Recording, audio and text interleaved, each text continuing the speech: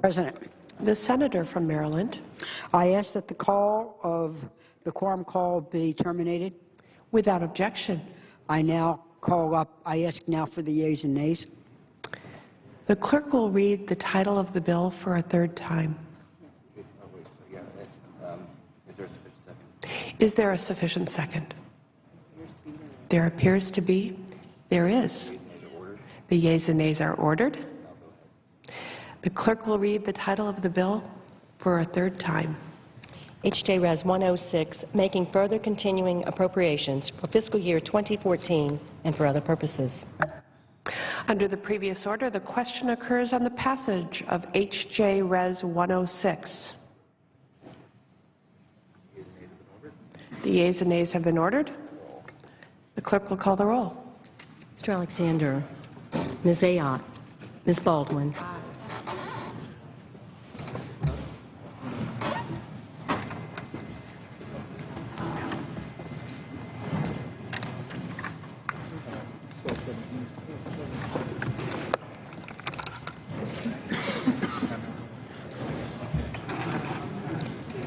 Mr. Barrasso, Mr. Balkus, Mr. Bekich, Mr. Bennett, Mr. Blumenthal, Mr. Blunt, Mr. Booker, Mr. Bozeman, Mrs. Boxer, Mr. Brown, Mr. Burr,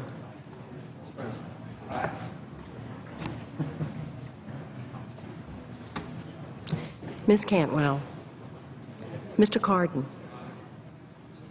Mr. Carper, Mr. Casey, Mr. Chambliss, Mr. Coates, Mr. Coburn, Mr. Cochran, Ms. Collins,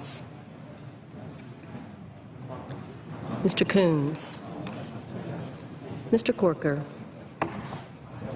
Mr. Cornyn, Mr. Cruz, Mr. Donnelly,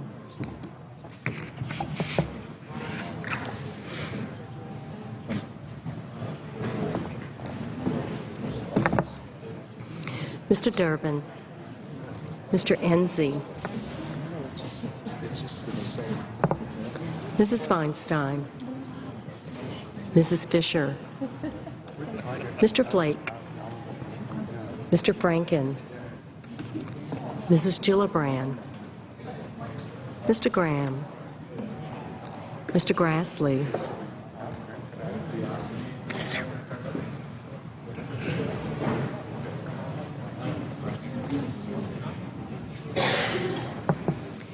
Mrs. Hagan,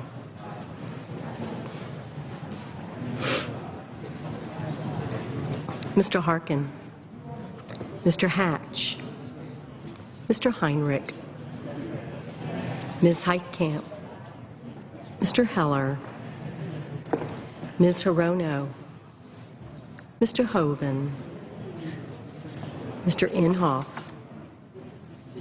Mr. Isaacson,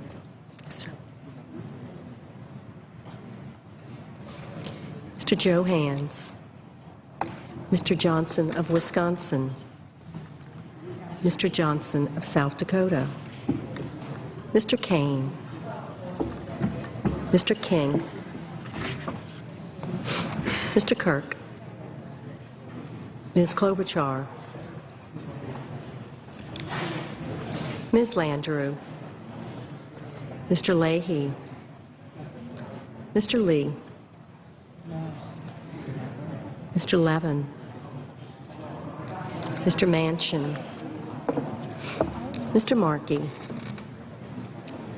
Mr. McCain, Mrs. McCaskill,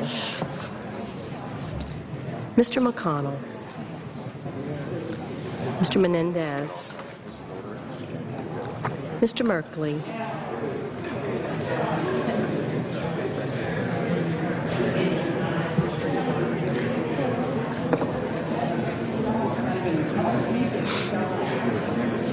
Ms. Mikulski,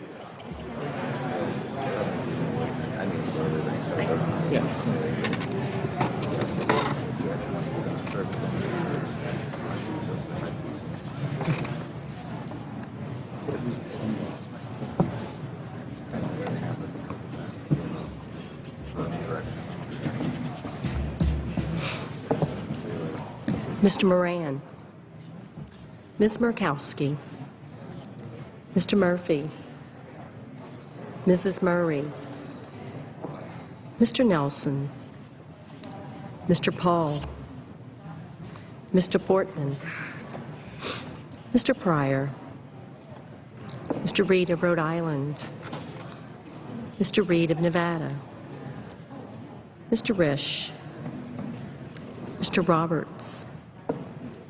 Mr. Rockefeller, Mr. Rubio, Mr. Sanders, Mr. Schatz, Mr. Schumer, Mr. Scott, Mr. Sessions, Mrs. Shaheen,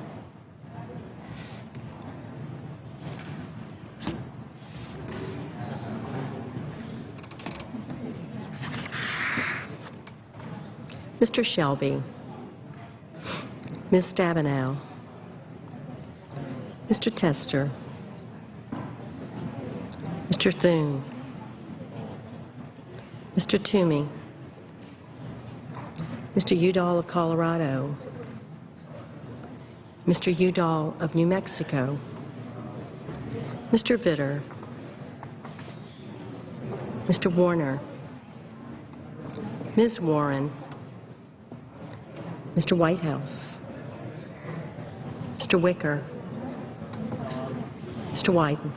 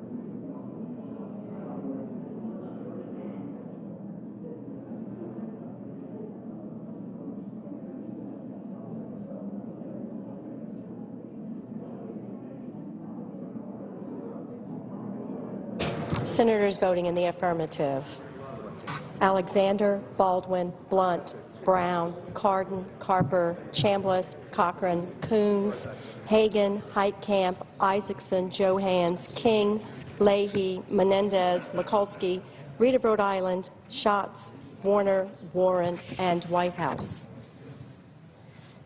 Senators voting in the negative: Inhofe, Lee, and Risch.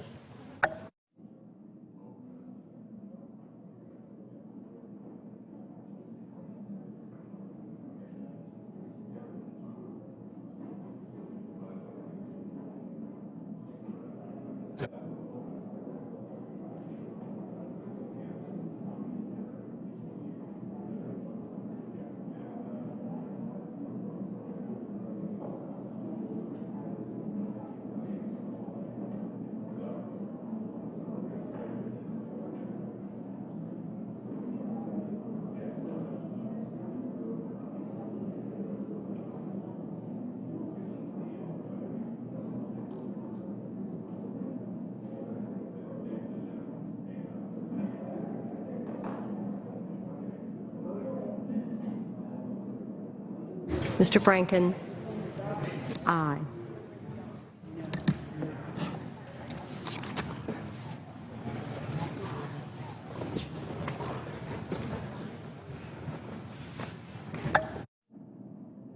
Hatch? Mr. Hatch? Aye. Mr. Harkin? Aye.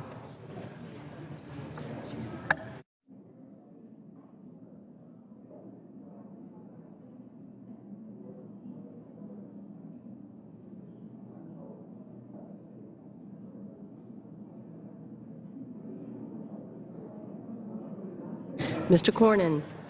Aye.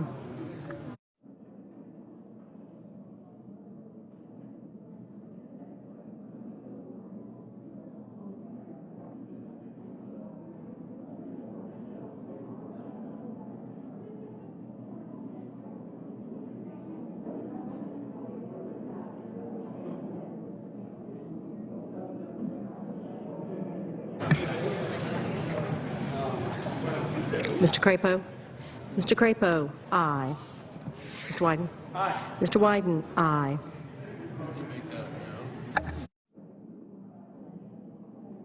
Mr. Crapo?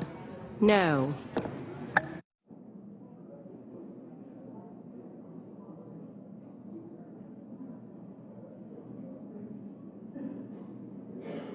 Mr. Udall? Mr. Udall of New Mexico? Aye.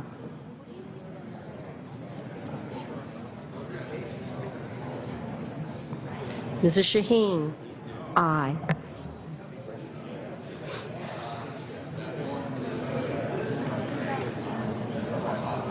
Mr. Burr? Mr. Burr? Aye.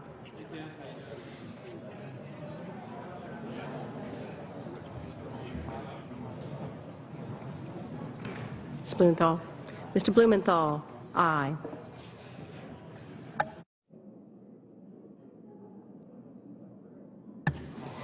Mr. Cruz? No.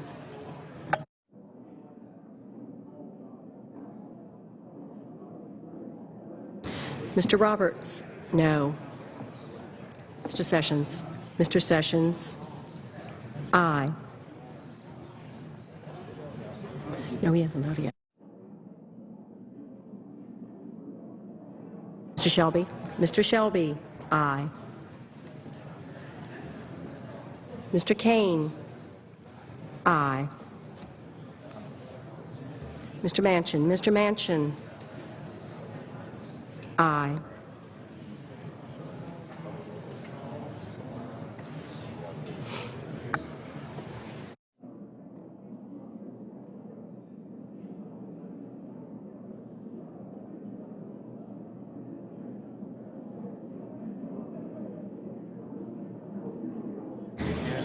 Mr. Johnson of Wisconsin?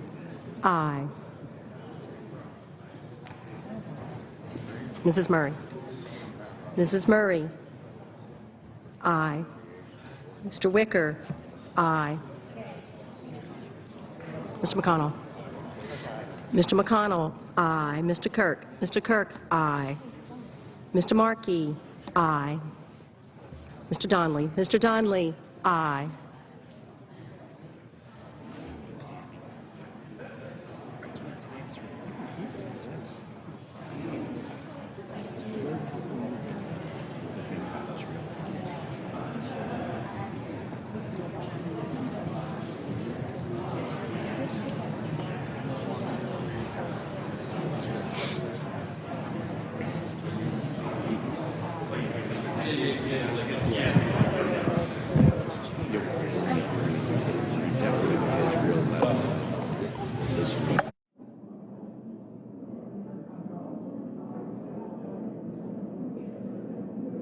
Mr. Murphy? Aye. Mr. Rubio? Mr. Rubio? No. Okay, but I just wanted to let you know. Yeah. I think my staff had asked. Yeah, I thought my staff had asked, but I wasn't. Ms. Cantwell? Ms. Cantwell? Aye. Yeah. Okay. Mr. Tester? Aye.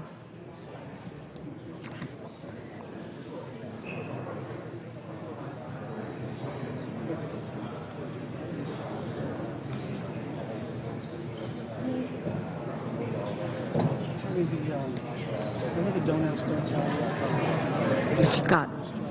Mr. Scott? No.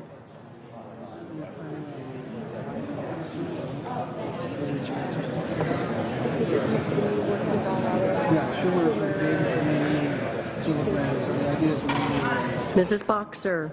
Aye. Ms. Rono? Mr. Rono? Aye. Mrs. Gillibrand? Mrs. Gillibrand? Aye. Mr. Sanders? Mr. Sanders? Aye. Mr. Merkley? Mr. Merkley? Aye. Mr. Udall? Mr. Udall of Colorado? Aye. Mr. Coburn? No. Mr. Coates? Mr. Coates? Aye.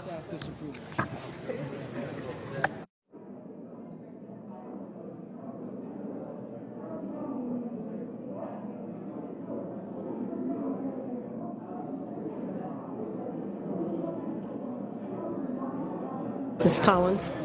Ms. Collins? Aye.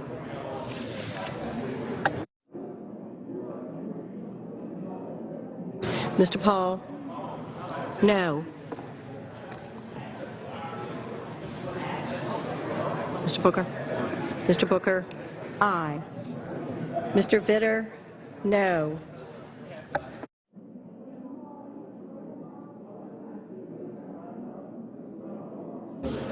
Mr. Rockefeller? Aye.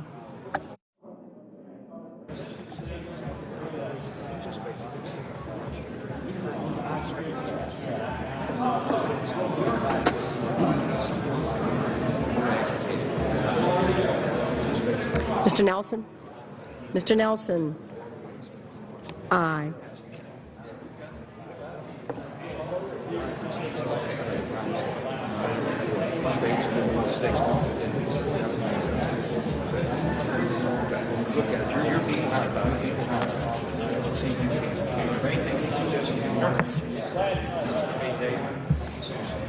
Mr. Corker? Mr. Corker? Aye. Mr. Graham?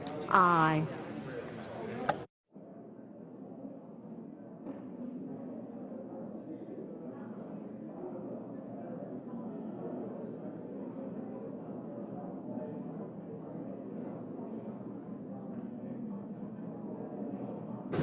Mr. McCain? Aye. Mr. Grassley? Mr. Grassley? Aye.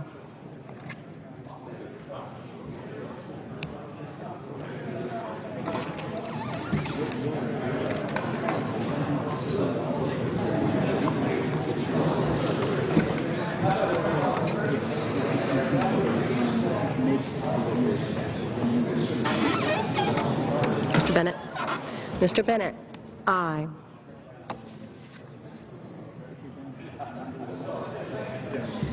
Mr. Bozeman? Aye.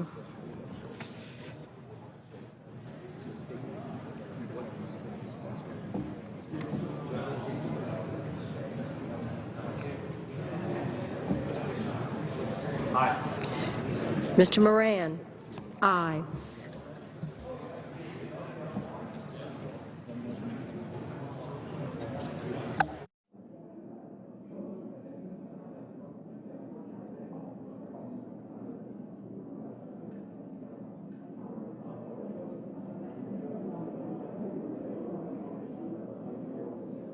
Mr. Baucus? Mr. Baucus? Aye.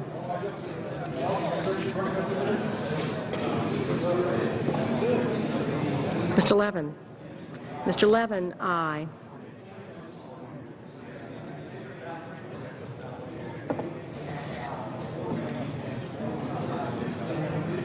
Mr. Portman? Aye. Mrs. Fisher? Aye.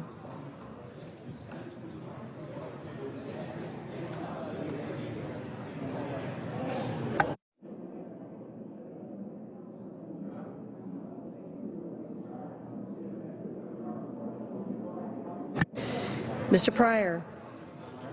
Aye.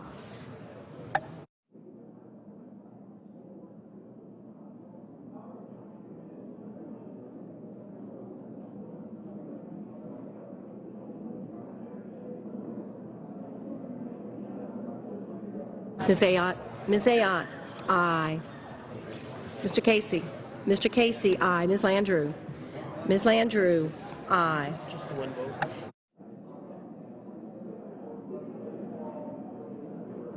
Stabenow? Ms. Stabenow? Aye. Mr. Durbin? Mr. Durbin? Aye.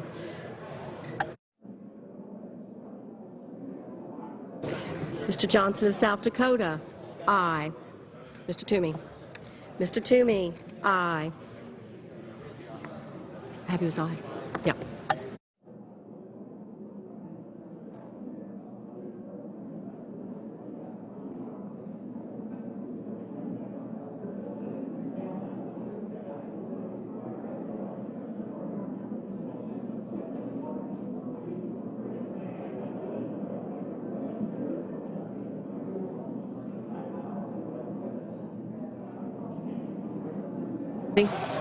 Mr. Enzi? No.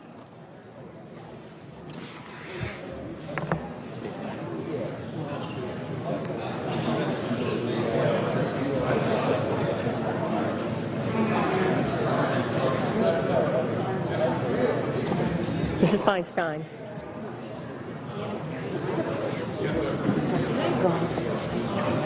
Mrs. Feinstein. Aye. Yeah, got you. Mr. Heller? No.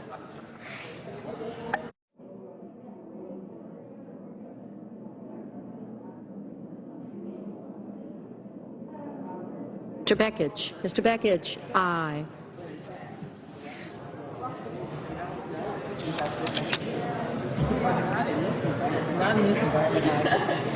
Mrs. McCaskill? Aye. Ms. Klobuchar? Ms. Klobuchar? Aye.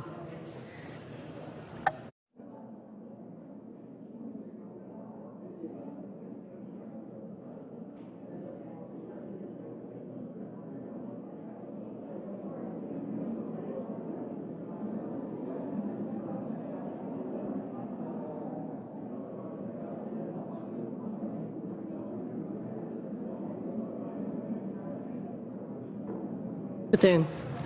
Mr. Thune? Aye. Mr. Flake? Aye.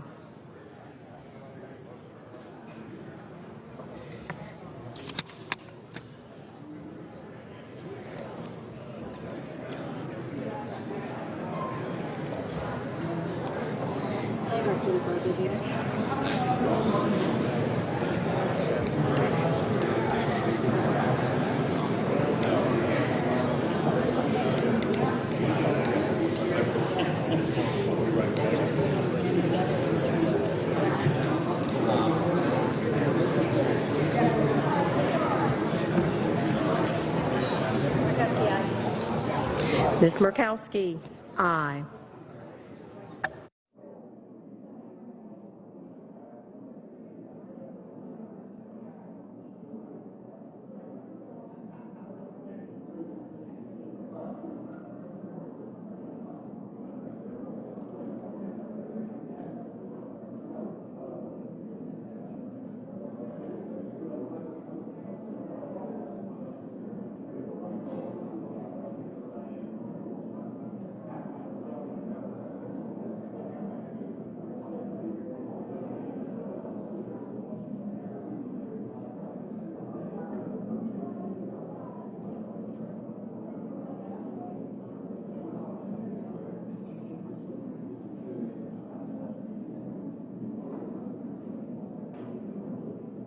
Mr. Barrasso? No.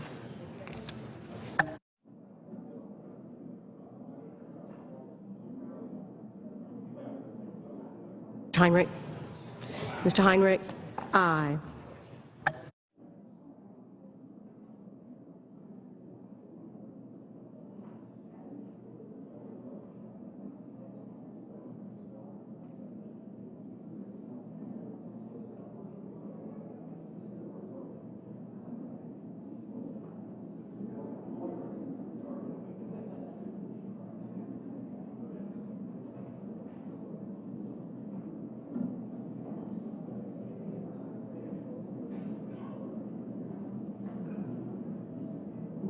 Mr. Schumer? Mr. Schumer? Aye. Mr. Reed of Nevada? Aye.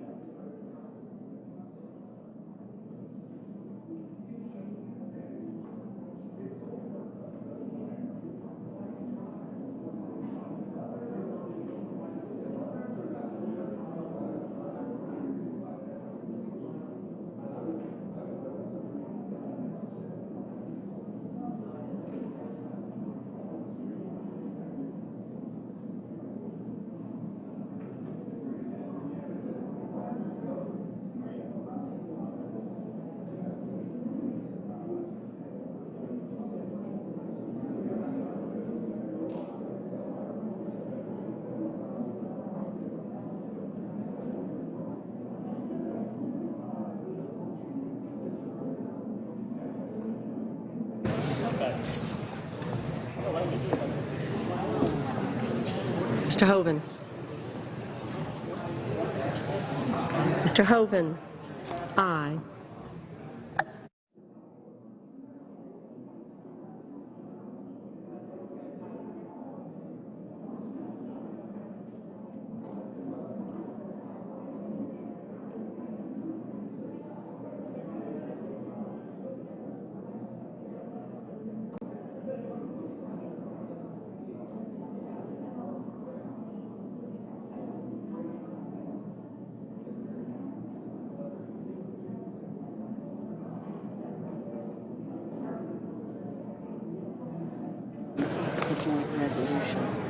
Okay. Does any senator wish to vote or change his or her vote? And tell me again what? No. All right. Okay. The ayes are 86, the nays are 14, and the joint resolution is passed.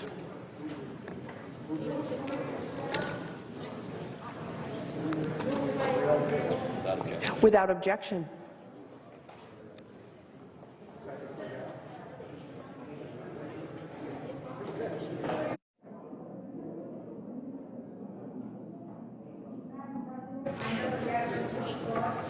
The clerk will call the roll.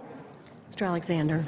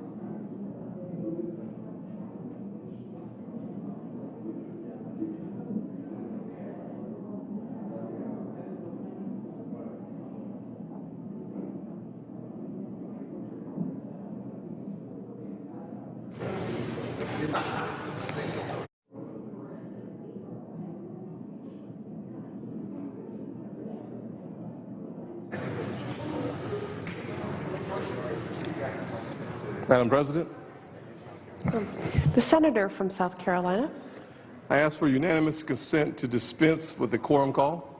without objection. Thank you, Madam President. Madam President, when I was growing up, my now 93-year-old granddaddy would hold a newspaper and read it while he drank his coffee. Every morning, it seemed that he was always focused on reading the paper. He looked like an executive, a doctor, or an attorney, always making sure that his grandsons saw him reading. I learned several years later that my granddaddy couldn't read, but he was wise enough to model the behavior that he wanted his grandsons to follow. The circumstances of his life forced him out of the classroom at a very young age and into the cotton fields to help support his family. But Granddaddy has now lived long enough to see a grandson elected to Congress and another grandson earn the rank of Command Sergeant Major in the United States Army. Only 1% of NCOs reach that rank. In a single lifetime, families can go from not having a fair chance to learn to read to seeing their kids graduate from college, as my grandfather has seen 2 of his grandsons graduate. That is the power of America. That is the power of opportunity.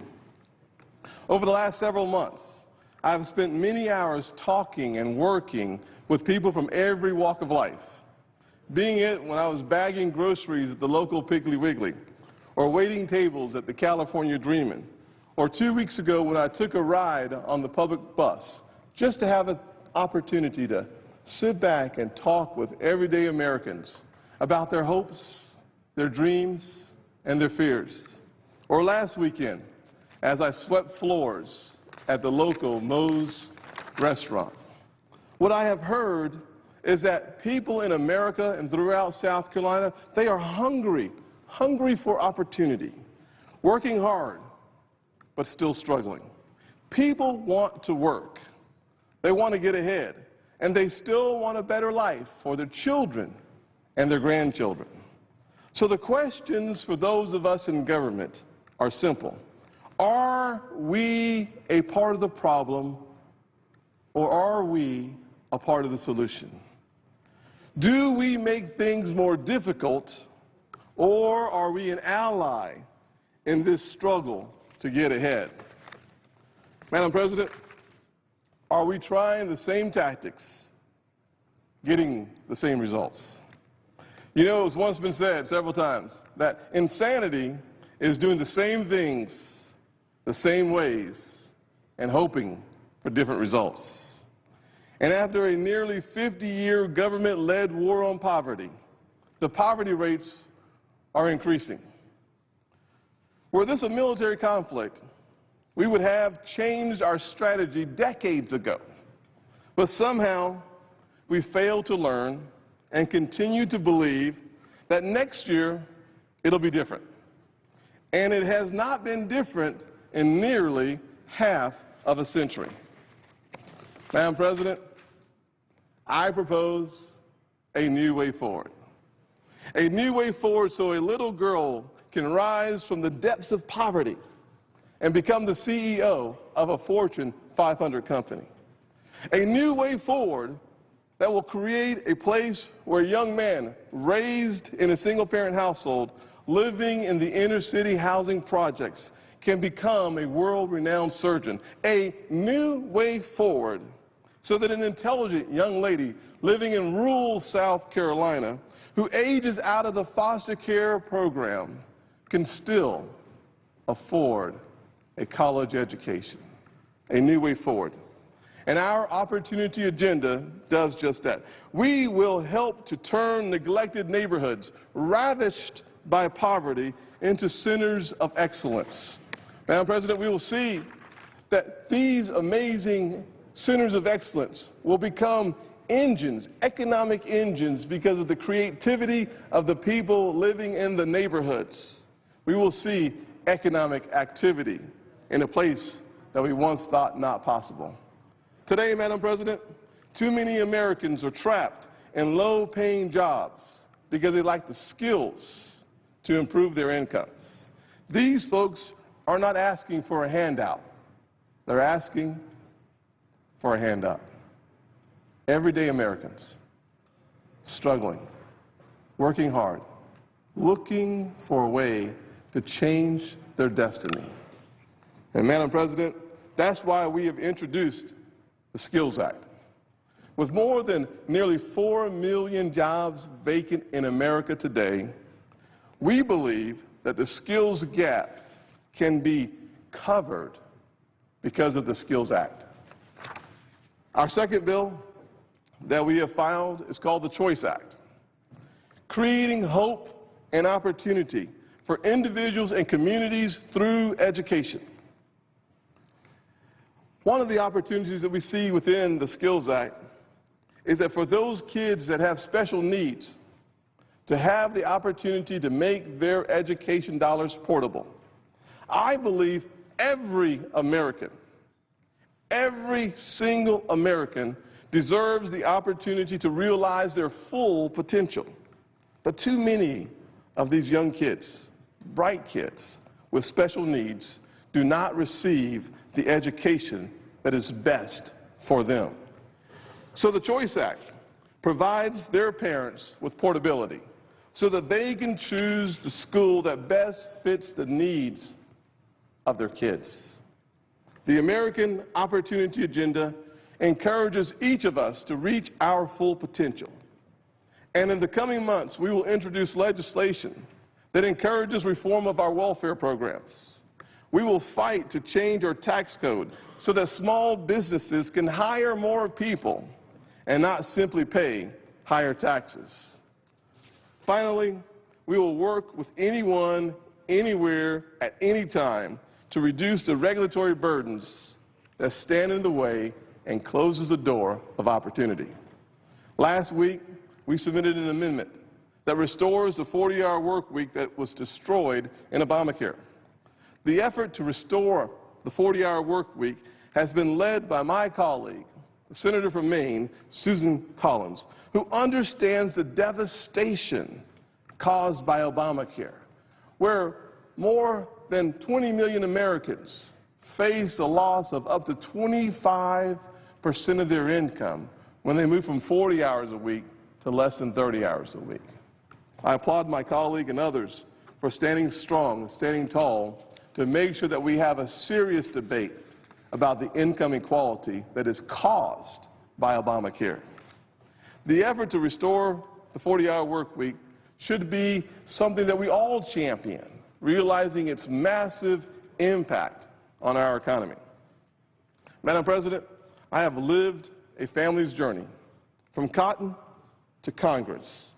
I know the sense of empowerment and optimism it provides. Once the standard is set in a family, like my grandfather said it in our family, rather, once the standard is set in a community or a state, the generations to come will set even higher expectations for themselves, because success is created almost anywhere in America today. It happens in studio apartments, at kitchen tables, it happens in garages and classrooms throughout America.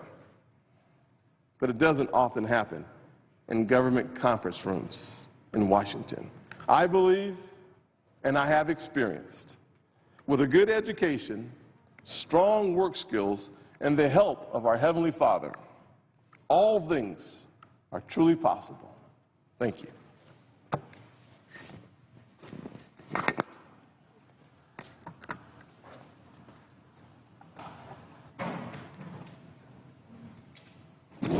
Madam President, I suggest the absence of a quorum. The clerk will call the roll. Mr. Alexander.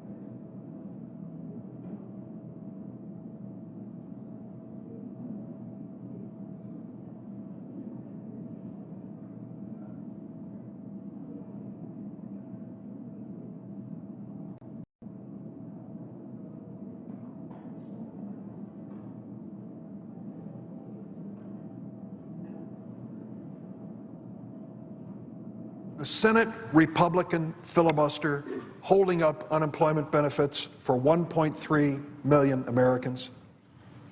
It's actually now up to about 1.5 million. Again, addressing the Majority Leader through the chair. So the refusal of the Senate Republicans to allow us to vote on the extension of unemployment benefits is denying on average about $300 a week to 1.4 or 1.5 million Americans. Is that a fact? That is true, Mr. President. I'd like to ask the Majority Leader this question.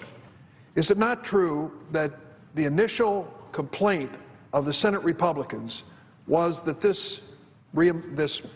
payment of unemployment benefits was not paid for? That is true.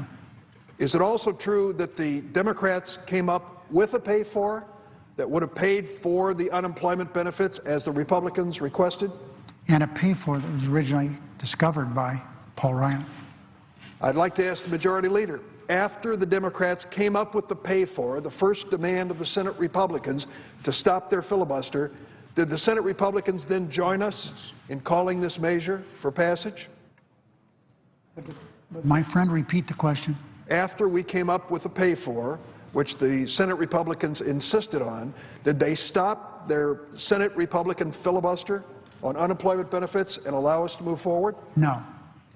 I'd like to ask the Majority Leader if this followed.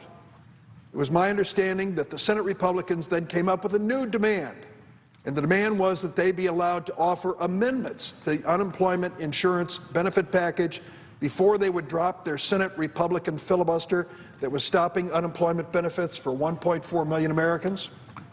That is true, and the biggest advocate we had for that on this side of the aisle was the whip, the senior senator from Illinois. I'd like to ask the Majority Leader this question. Is it not true yesterday that in response to this Republican demand that you offered a unanimous consent request which would have given, in fact, up to 10 amendments on each side of the aisle, Democrats and Republicans, to this measure, and that the Democrats did not specify what the amendments would be, that it was really the decision of the Republicans to offer those amendments? Did the Senate Majority Leader offer that to the Senate Republicans so that they would stop their filibuster of unemployment benefits? The answer is yes, and in addition to that, there would be available on each side, if they wanted, 5 side-by-sides, as we call them here, so that could be a total of 10 amendments. Now, on each side, so 20. So the Senate Republicans insisted on a pay-for. The Senate Democrats provided it. The Senate Republicans still refused to stop their filibuster. Then the Senate Republicans insisted on amendments. We offered up to 10 amendments on each side. Can the Senate Majority Leader say, after offering that unanimous consent, did the Republicans agree to it and stop their filibuster of unemployment benefits? Sorry to say they did not. I would ask the Majority Leader at this point in time, what are we waiting for? What are the Senate Republicans now demanding to stop their filibuster of providing unemployment benefits to 1.4 million people across America? I have no idea.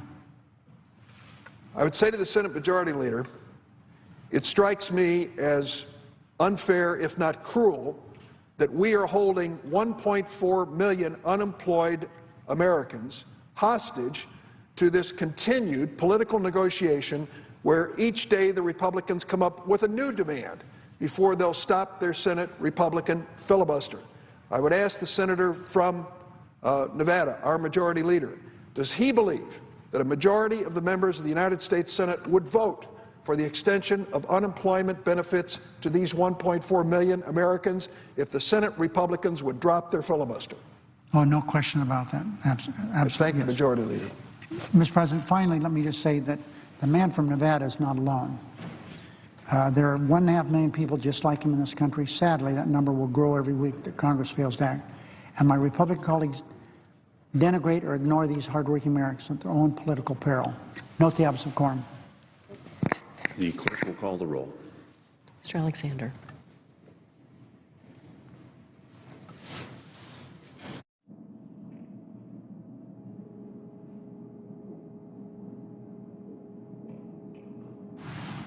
Mr. President, Republican leader. I ask that further proceedings on the quorum call be dispensed with. Without objection.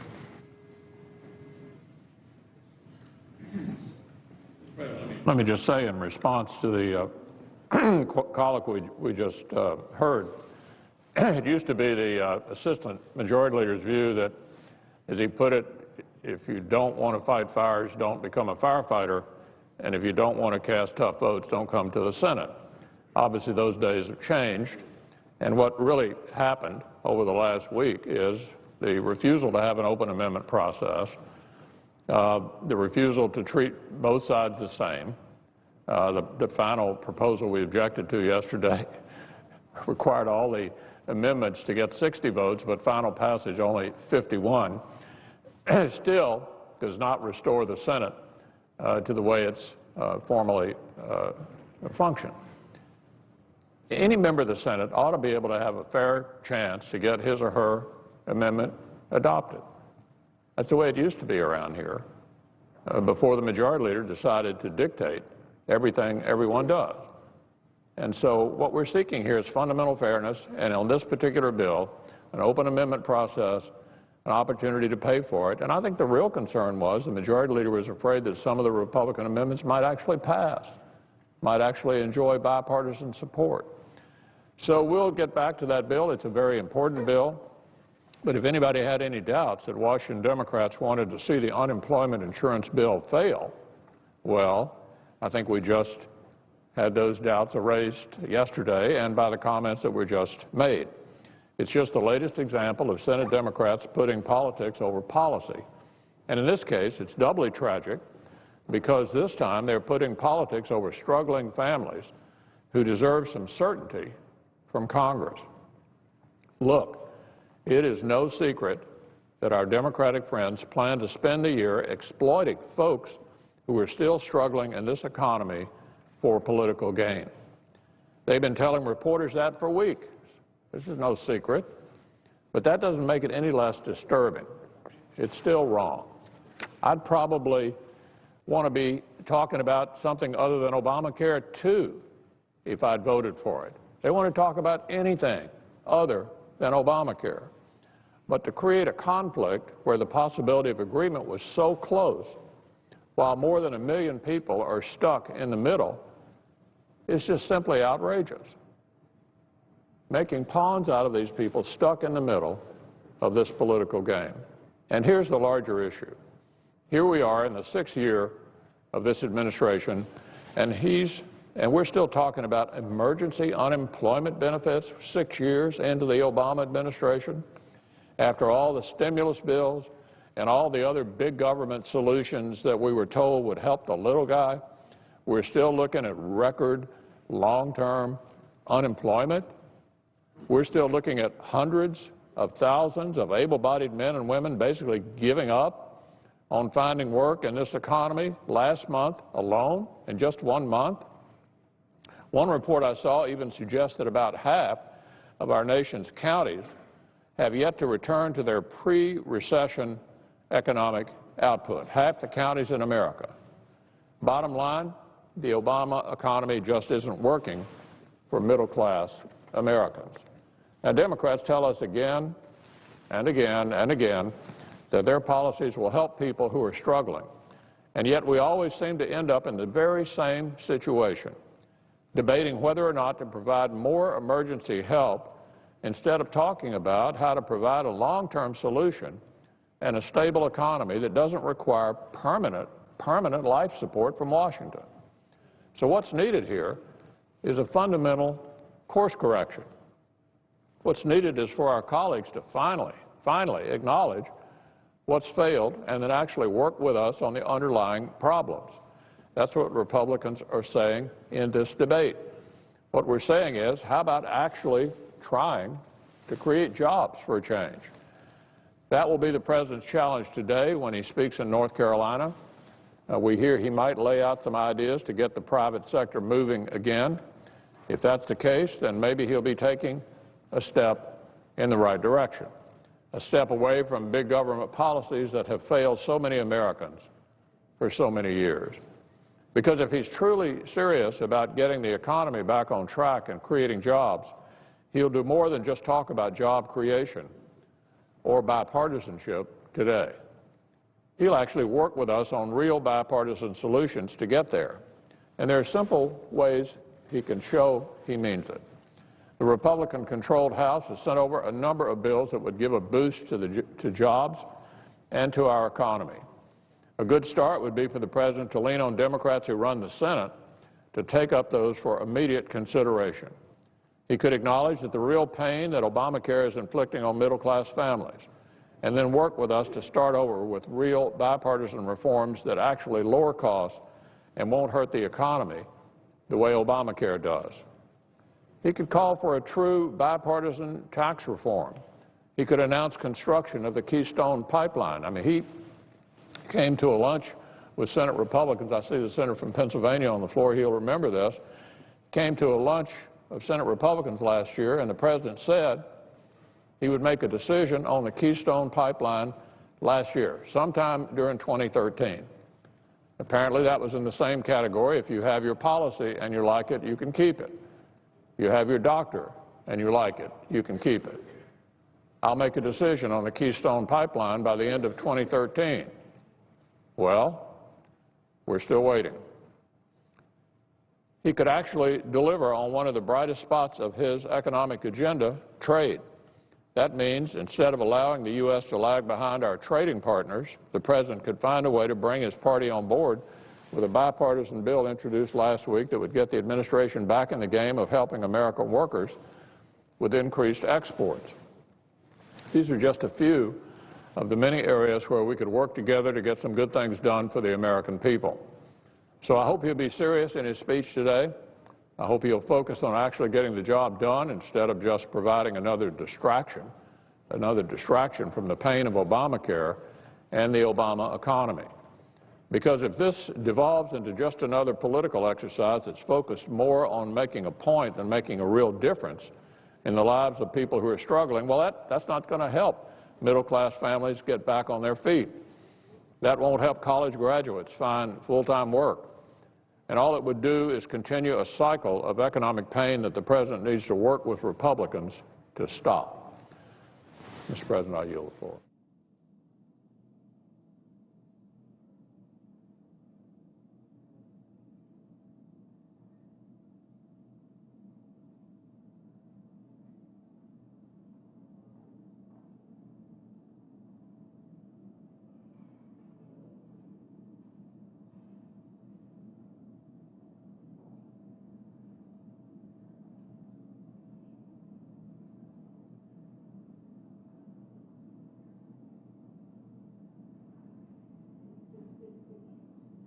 Floor this morning to talk about another very important piece of legislation that we do have very deep and very genuine bipartisan support for, and that is the flood insurance provisions, the Homeowner Affordability Act, which will correct some of the more egregious provisions of a bill that passed a year and a half ago called Biggert Waters.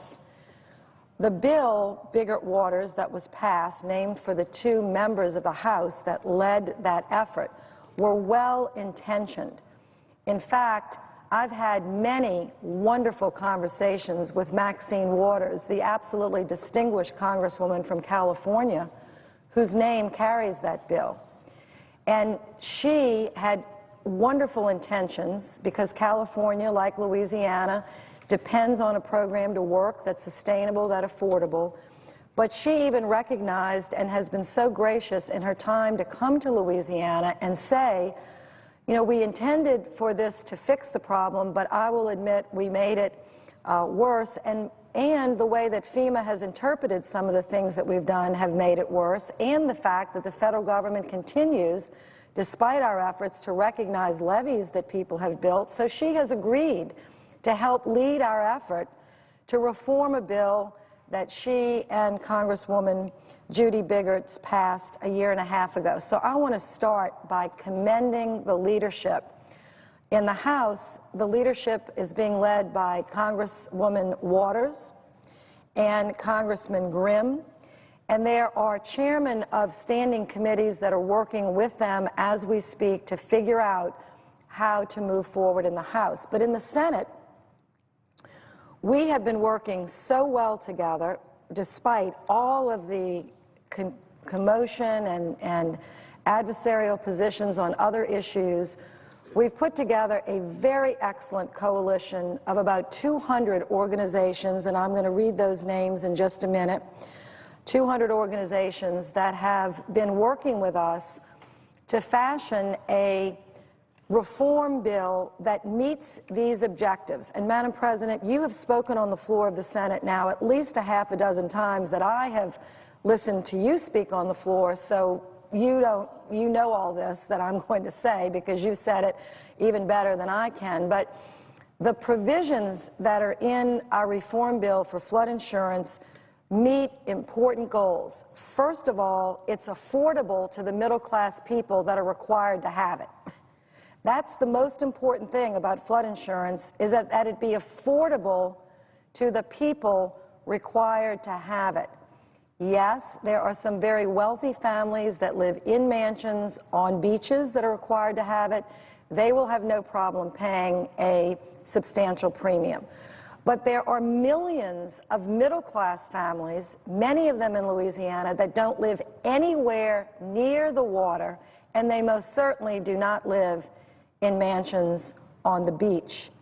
They live in middle-class, blue-collar, working neighborhoods far from lakes, you know, a distance from rivers and nowhere near the ocean, that have found themselves caught up in paying premiums that they can't afford. So if we don't fix this, the premiums coming into the program will be less and less. People will be defaulting on homes. Banks, communities will take a downward economic spiral, and the program itself will collapse.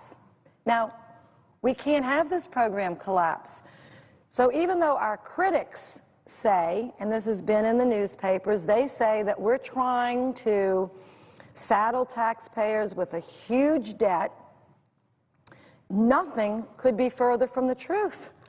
We're trying to save taxpayers from a big bailout by reforming a program that needs to be reformed and fixed so that middle-class people can afford it, banks can operate well with it, home builders can build homes with it, realtors can sell the homes with the program, which they aren't able to do now. Everyone can get back to work, anxiety can be reduced, and give us some time to figure out how to reach those two important goals. So the taxpayers don't have to bail us out, and homeowners and businesses can afford it. Is that too much to ask? I don't think so. And happily, Senator Menendez and Senator Isaacson, two really veteran leaders of the Senate, have put a very good bill together, and we are ready to vote. We're ready to vote, Madam President. We could vote actually right now if we could just get a few things worked out. And I'd like to talk about what those few things are publicly so that people can start working them out. Because I think the more things that are transparent around here, the better we all are, and things that are done in secret, it's usually problematic. So let me say from the many people following this that the base bill is still basically in the order that everyone understands it to be. It's printed, it's been visible, public for weeks now. That bill that is the basic essence of the compromises worked out by Senator Menendez and Senator Isaacson, and I might say with Senator Merkley's extraordinary leadership as a subcommittee chair. That is the base bill. There are amendments that people want to offer. Happily, they're all related to flood. And to my knowledge, and Senator Isaacson has worked through this as I have, and Senator Menendez, there's a Hagan provision about escrow requirements that we think we should vote on, and we're not sure how that vote will turn out, but we're happy to vote on it. There is a blunt amendment that the National Home Builders have suggested that we have an amendment on, and we could vote on that as well. There is a CRAPO amendment that's in the works. Some of these amendments have been filed and have language. Some of them are just in theory form. There's a CRAPO amendment that would adjust the rate increases in the underlying bill. We could vote on that. There's a Reid amendment from Rhode Island. This would require FEMA to conduct a study on the viability of offering community-based flood insurance policies. My notes say there's broad support for that. There's a Colburn amendment, which is an alternative to the NARAB. That amendment will probably not receive the votes required, but we're happy to talk about his amendment and have him offer it. And there is a Merkley amendment that will subject NFIB policyholders to be forced to place insurance policies or let their policies lapse. It's a technical amendment. And there's also a Rubio-Nelson amendment that's being discussed. Now, those are the only amendments that we know about. So if there's anybody else that has an amendment on flood that would like to offer it or have it considered, the next couple hours would be the last opportunity to get those amendments in.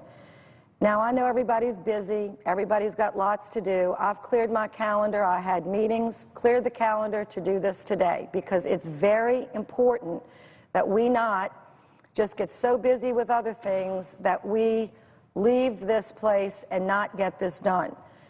So we're working transparently, openly, so there are no games to be played by either side here. So again, I want to repeat, there's a Hagan amendment pending, not pending, but that we know of, a Rubio-Nelson, a Reid of Rhode Island, a Colburn, a Merkley, a Blunt, and then Toomey, who was just on the floor, the senator from Pennsylvania, has indicated that he wants to offer a substitute to what we're proposing. I'm not the manager of this bill, so it is not my authority to make these definitive statements. Senator Menendez and Senator Isaacson will ultimately decide the strategy. But as far as I understand, because we've all been working very hard together to move this bill to final passage here, as far as I understand, these are the only amendments that people would like to offer, and there doesn't seem to be any objection to offering them. In addition, if people want 51 votes or if they want 60 votes, we're very open to that as well. And we could pass the bill with 51 votes. We can pass the bill with 60 votes. So we're open, you know, because that's the game that's played here. You say, well, we want 60. No, we want 51 or 51 and 60. We can take it in any arithmetic anybody wants to give us. You want us 51 votes, we will deliver them. You want 60 votes, we can deliver 60 votes. Because we've done the homework on this bill, working with coalitions, working with homeowners and businesses from South Dakota, North Dakota, to New Jersey and New York, to Mississippi, Louisiana, and California and Oregon. There is no disagreement. Well, there's some disagreement, but there's not enough disagreement to overcome the great coalition that has been put together here, which was evidenced by an extraordinary press conference just a couple of days ago where we had over, you know, almost 20 senators showed up or their staffs were represented saying we're ready to go. So my message on the floor today, and if I have, I don't know how many more minutes I have. Senator's used 12 minutes. Senator has used 12 minutes. Okay, I'd like another 5, unanimous consent. Without objection. Okay. What was evidenced earlier, and the coalition knows this, is that there's broad consensus. There are a few senators that want to vote against this bill. There are a few senators that want to offer amendments. Fine.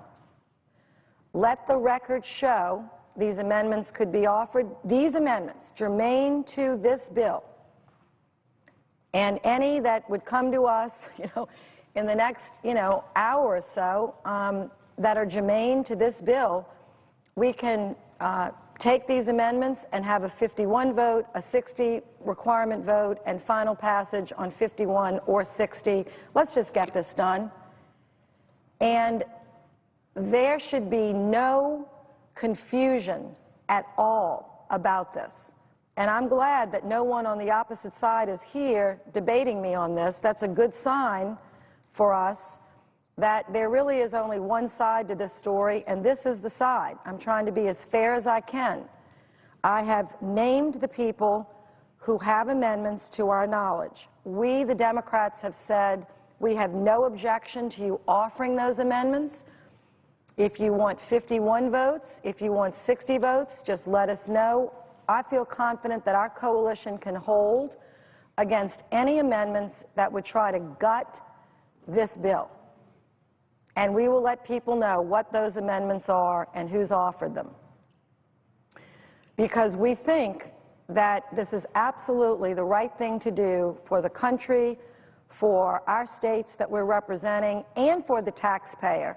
And just give us a little time to work together to figure out how to strengthen the National Flood Insurance Program without bankrupting 5 million families.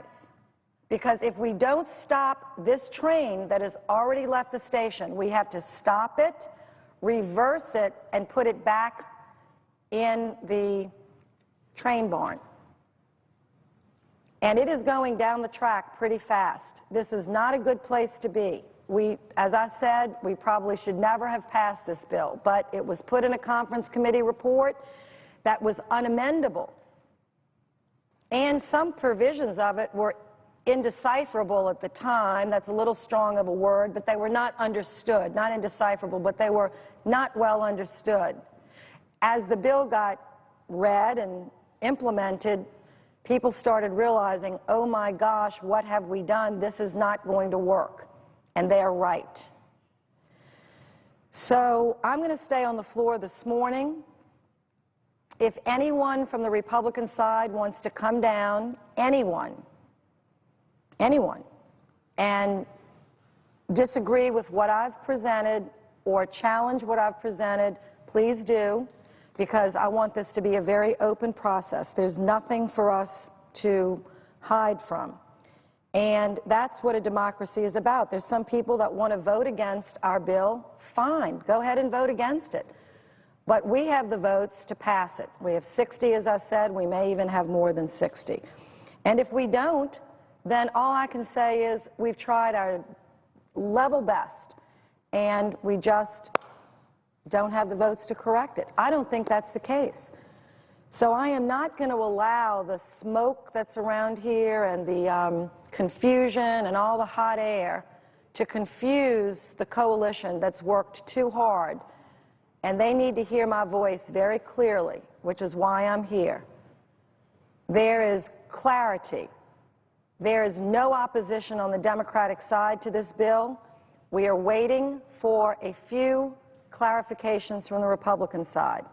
We hope to get those, and the Democrats that do have amendments, the only Democrats that have amendments that I know of are Senator Hagan,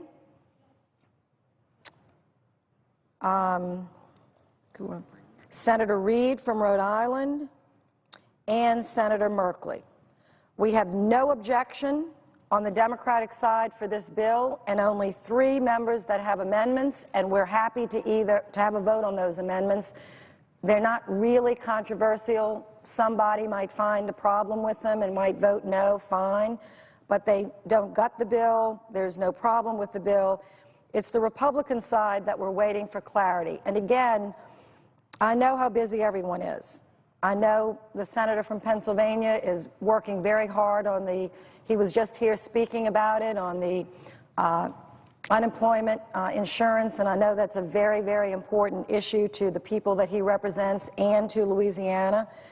If he could get a little time to work on this amendment that we think he wants to offer on flood whenever he can, we're happy to have his amendment. We will vote on it. Menendez and Isaacson will decide on when and how and what the number is, 51 or 60, but I believe, let me just speak for myself, that it doesn't matter.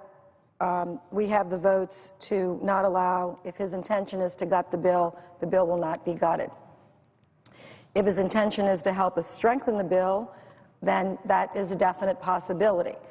But people are desperate, desperate to get an answer from Congress now. We should have done this 4 months ago before these rate increases. Escrow accounts are being collected now from people that got bills that they were paying $500 a year. Now they're paying $5,000. According to the Biggert-Waters law, the banks have to go get that $5,000 and put it in the bank now to pay that insurance. That is a real hardship on people. We need to stop that, figure this out, and I'll finally add, I'm going to ask for another 1 minute. I think I've extended my time already. Another 1 minute. Thank you. We've delayed this fix too long, and we need to go ahead and take care of this. So I'm going to stay on the floor this morning. I'll periodically bring everyone up to date. Let me just close with reminding people, let me do the dot map, with reminding people what we are talking about. These are the new flood maps in the United States that are either in effect, purple, proposed in green, and new flood maps in yellow. There is not a state that is exempt from what I'm speaking about. And the amazing thing is to see this cluster in Pennsylvania and in New York and in Ohio. I mean, everyone thinks about this as a Texas or Florida or Louisiana issue. But when you see the inland states as well being affected by flood maps that have never been issued before or being issued without good data, because FEMA doesn't have the science or technology or resources to do this correctly yet. The affordability study has not even been done, and they just didn't do it, even though the last bill asked them to. So we need to put this train back in the station. It is not ready for prime time. And then bring it out in a way that, yes, rates may have to rise. No one is opposed to that. But they have to rise in a way that people can afford them, people can be notified, and then other things can be taken into consideration, like from our standpoint, Louisiana would like levees recognized. Since we've spent billions of dollars of taxpayer money building them, we'd like them to be recognized. So if you're behind a levee, you don't have to pay $15,000 a year because you've already paid for the levee. You don't pay twice. Taxpayers shouldn't have to pay 3 times. They're happy to pay their fair share. Most everybody I know is happy to pay their fair share. But under Biggert-Waters, it's not fair and it's not shared. And it's got to be, pushed back, not completely repealed, but delayed, which is what our bill does until we can fix it.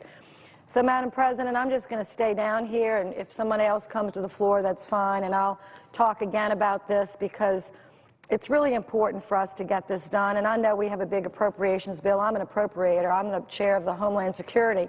It's a big, important bill for the country. But this bill is almost as important, not as the whole appropriations bill, don't get me wrong, but for the 5 million people that they're getting ready to lose their homes or the businesses, it's really important to them. And it's important for us since there doesn't seem to be any real serious objection to work hard to get it done. I yield the floor and suggest the absence of a quorum.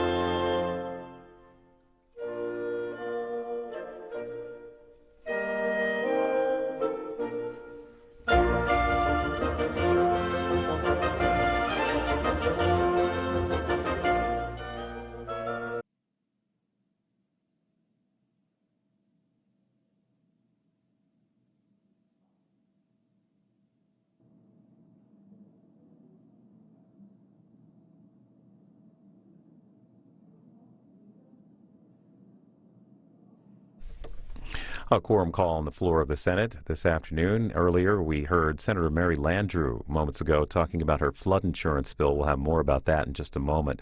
The Senate has voted on and approved 86-14 short-term funding to keep the government operating. Current funding would have expired tonight. This measure would keep things rolling through Saturday, and just enough time to finalize a longer-term deal. The House is debating that now. The Senate could begin work on it later today. And if no agreement is reached by Saturday, we could see another government shutdown. We are not expecting that to happen. Later today, as I said, we could see more work on flood insurance. We heard Senator Landrieu of Louisiana, a number of other lawmakers talking about this. The measure would delay federal flood insurance rate increases for 4 years, as well as make insurance more affordable for those who are required to have it. The Senate is on the motion to proceed to that bill. President Obama is out of town for a short visit today. He's in Raleigh, North Carolina for an announcement of an initiative to develop next-generation power electronics here in the U.S. The White House says a consortium of 18 businesses and 6 universities, led by North Carolina State University, are a part of that initiative. The President is live right now on C-SPAN 3. You can see the tail end of his appearance right now. Later today, he will be back here in Washington, where he will come to the White House and meet with Senate Democrats on the Senate agenda and his plans for dealing with Congress and a strategy for keeping the Senate during the political season. If there are remarks from lawmakers after that meeting, we will have them for you on the C-SPAN networks. While we wait for further floor action, a look ahead at some of... Senator from Delaware. Madam President, is the Senate currently in a quorum call? It is. Madam President, I ask unanimous consent that proceedings under the quorum call be initiated. Without objection.